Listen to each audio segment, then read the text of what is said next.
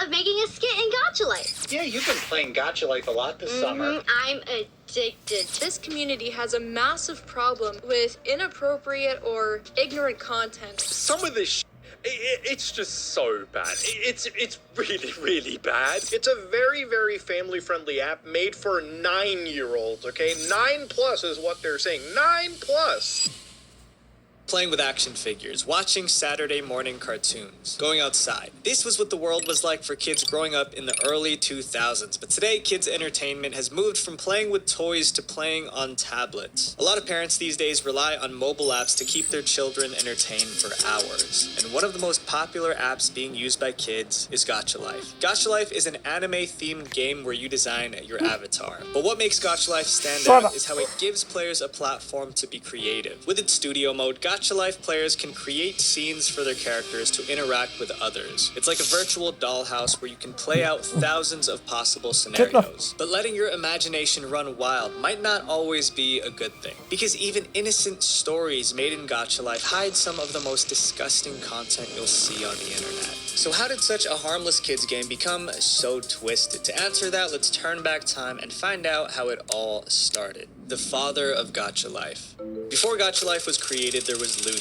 Looney was a 19-year-old game animator with a dream. On April 1st, 2012, Looney co-founded his own game studio with his friends called Cyan Productions. Cyan Productions sometimes made animated series, but their main focus was game development. The studio worked on simple anime-style flash games. Cyan Productions released around 20 games from the year 2012 to 2015. These games were shut down and are no longer playable. We don't know a lot about Cyan Productions and their games from the mid-2010s. Back then, when games like Farmville were super popular online, Cyan Production games kinda went unnoticed, but things started to shift in 2015. During that year, Looney decided to give Cyan Productions a new name, Lunami Games, named after himself. This change marked a turning point to Lunami Games forever. Lunami Games switched from their signature Cyan theme to a cute chibi art style for all their upcoming games. The first game being Anime Gacha. Anime Gacha is based on Japanese toy vending machines where you pop in tokens and hope to get the prize you want. Anime Gacha was basically a loot box simulator, but it laid the foundation for what we know today as the Gacha franchise. Starting from Anime Gacha and onto Gacha Studio, each new game in the series basically built upon the last one. This was actually a smart move because Lunami Games' consistent Gacha feature helped them get more and more fans as time went on. And in 2018, Lunami Games really hit the jackpot. That year, Lunami Games went from another indie studio to becoming one of the hottest mobile game developers thanks to its latest title, Gacha Life. Gacha Life combined the features of Lunami Games' earlier releases, making it their biggest game to date. But there was one thing that skyrocketed Gacha Life to the top rankings on mobile app stores. It was Looney himself. You see, Looney is also a YouTuber who creates Gacha Life content. By encouraging his community to create similar content, he was able to get players to market the game for him. Not only did it kickstart the careers of young YouTubers, but it also helped Gacha Life get over 100 million downloads. But with the player base growing bigger than all their previous games combined, Lunami Games struggled to keep things in check. Looney updated Gacha Life to make it more appropriate to its player base of kids to the best of his ability, but he wasn't responsible for the overwhelming amount of inappropriate Gacha Life videos that get uploaded to social media. As more and more players download the game, Lunami Games found themselves facing a bit of a challenge. You see, their player community was now larger than all their earlier games combined. Looney did his best by rolling out updates to make Gacha Life better for the community. But he couldn't keep up with the huge flood of inappropriate Gacha Life videos popping up all over social media. This is when Gacha Life's reputation took a turn for the worse. Gacha's soulless content farms.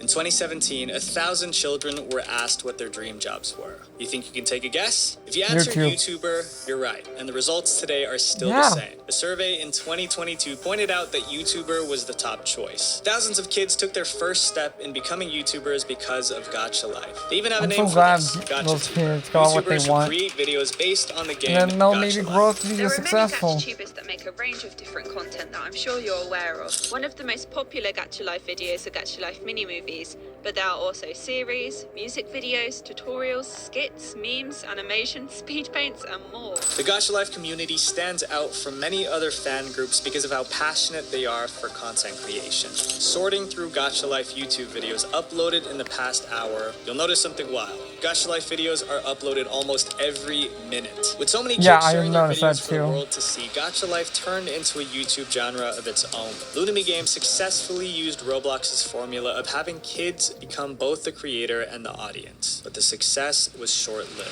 Gacha Life videos on YouTube aren't just being made by passionate gacha tubers anymore. They're also made by channels that turn Gacha Life videos into content farms. Content farms are channels that push large amounts of videos with low quality and no originality.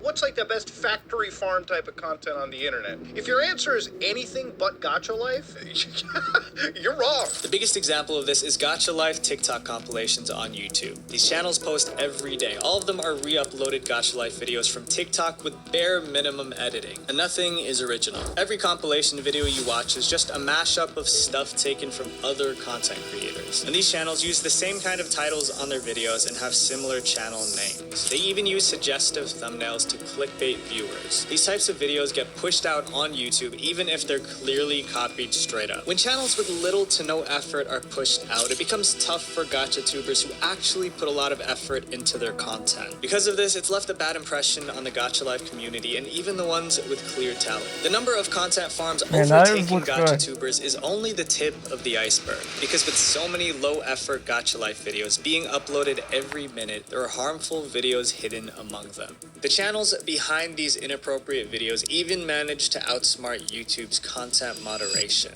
the disgusting realm of gacha heat.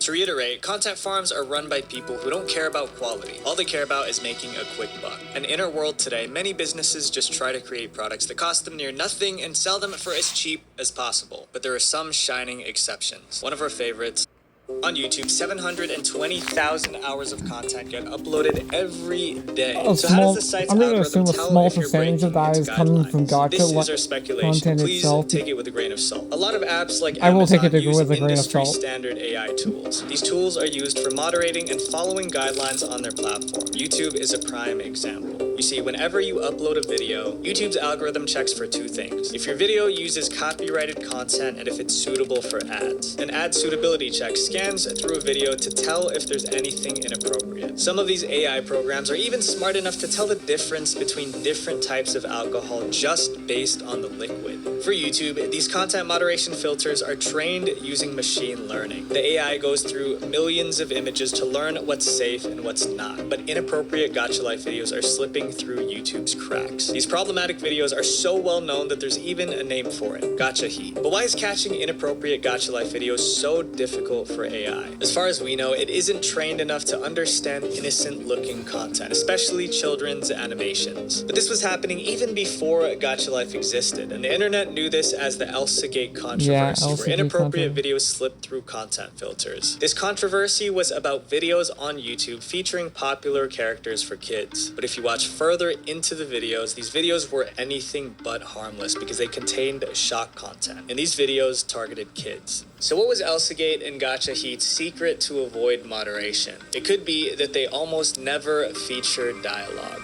Because of this, it seems that it's even harder to tell what's appropriate from what's not. Moderating Gacha Heat became so problematic that TikTok tried to stop users from searching Gacha Life altogether. The term Gacha Life is actually banned on TikTok. Looking it up directly leads to no results found. But while you're typing it in, it's clear to see they didn't do a very thorough job of blocking that content out, as the autofill shows purposeful misspellings to find that exact content. For Gacha Heat videos, the content varies from videos with sensitive storylines to graphic violence. What's horrifying is how easy it is to stumble across these videos. When we typed the letter G in the YouTube search bar, Gacha Heat was already one of the search predictions. Scrolling through the reviews of Gacha Life on child safety websites, reviews. You can see that most of the reviews aren't talking about the app. Parents are criticizing Gacha Heat videos that their children were watching, and these inappropriate videos are more common than you think. If you leave your kids with a tablet and they're on Gacha Life, this is eventually what it'll probably autoplay to, okay? It's only natural for parents to get upset knowing their kids find and watch these Gacha Heat videos. But for one family, their story would uncover a major problem within the Gacha Life community itself. Hashtag Save the Gacha Community. Gacha Heat existed even before Gacha Life was around. Some of the earliest Gacha Heat videos can be traced back to 2017. This was right after the release of Gacha Studio, the first game in the franchise that introduced Studio Mode. It was only after 2018 when Gacha Life was launched, the Gacha Heat videos started picking up steam. Soon enough, Gacha Heat went from being contained within the Gacha Life community and into mainstream media. On December 16, 2019, Brazilian news channel Balanço Geral featured Gacha Life in its news report. The segment talked about how a young Gacha Life player was exposed to Gacha Heat. His aunt was shocked to find out about this, which led her to bringing this problem to the local media. The news report on Gacha Life attracted more views than normal, but these views didn't come from concerned parents. They were from the Gacha Heat community who wanted to silence it. But how do we know that? The video received more dislikes than likes. Even though the Gacha Life segment was only 10 minutes out of a 3-hour-long video, most of the comments were from angry Gacha Life fans. They were upset that the video was drawing more attention to the bad side of the community. Some fans were even worried that Gacha Heat would cause Looney, the game's creator, to get arrested. Brazilian Gachatubers even made videos calling out Balanço Geral. They used the hashtag Save the Gacha Community to warn people to stop giving attention to the inappropriate side of Gacha Life. The amount of Gacha Heat videos seemed to overpower the good side of the Gacha community. Some fans feel that the only way for Gacha Heat to go away is if people just ignored it, but there are also those who feel Looney is responsible. Allow me to show you some of the actual things present in this game.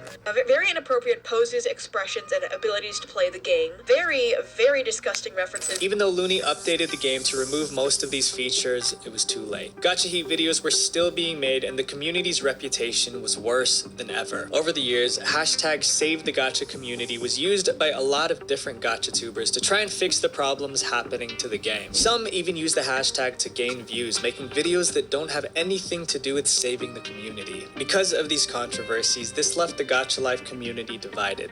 I'm gonna be talking about why I don't upload Gacha videos anymore. Gacha community was just getting too toxic and out of control, and I just didn't want to be associated with that. With the Elsagate horrors and the TikTok bans, you'd think that YouTube is the hub for all these Gacha Life problems. But what if I told you that Gacha Life still has yet to hit rock bottom? And this next chapter will show you exactly what I mean. A hazard to kids. Most social media platforms are listed as 12+, but that doesn't stop younger Gacha Life players from making accounts to connect with each other. And what's one place where many people can come together about the things they love? Amino. The social media app Amino is the perfect place where anyone can make their own community for the things they're passionate about. If you search Gacha Life on Amino, you can find a lot of different communities. So if you're a Gacha Life fan, which one do you join? This was the problem faced by Kala. Kala joined Amino because she wanted to look for other Gacha Life players just like her, but instead, what she found scarred her forever. Because she was new to Amino, she wasn't sure which Gacha Life community to be a part of, so she decided to join a few of them. Among these communities, there was one that stood out to her the most. When Kala tried to join this community, she received a message from someone who claimed to be working for Amino. This person explained to her that the community she tried to join was a safe space for young girls, and if she wanted to be a part of it, she had to send a photo of herself to verify who she was. But this wasn't just any photo. This person asked for an inappropriate one. Thankfully, Kala knew something was off and told her mother immediately. Her mom was horrified and reported what her daughter found to the authorities. Kala was safe, but the same couldn't be said for all those people who already joined that community. Since Lunami Games removed the chat feature in order to protect younger players, the only way to talk to other players is outside of the game itself. Horrible people always find a way to take advantage of these players. Even some beloved Gachatubers have been exposed for manipulating their fans to do horrible things. Gacha Life was intended for kids, but the community has grown so much that it's even attracted an older audience. There isn't much Lunami Games could do because the dangers now go further than the game itself. and its problems aren't gonna go away anytime soon. Being part of a gaming community is supposed to be fun. It's a place where you can laugh, cry, and even share lifelong friendships. But remember this, the internet gives us access to pretty much everyone, but it also gives everyone access to us. So explore this space with care. Visual Venture. Wait, before you go, click this That's playlist. done. Alright, that's done. We already did it.